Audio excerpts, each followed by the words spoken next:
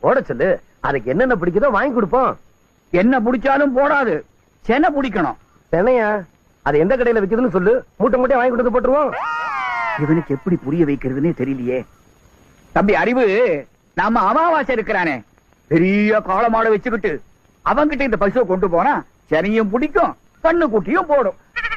அப்போ அமாவாசை கிட்ட போனா கண்ணுக்குட்டி போடாதெல்லாம் கண்ணுக்குட்டி போடும். கரெக்டா? கரெக்ட். சரி வா. நீ வீட்டுக்கு போ, நான் போறேன். அப்பா, நீ விவரம் இல்லாத ஆளு. அம்மாவாசை உன்னை ஏமாத்திடுவான். நானும் வரேன். அஞ்சல, நீ அரச மரத்தை சுத்த சுத்த குடிதான் விழுவும், குழந்தை பிறக்காது.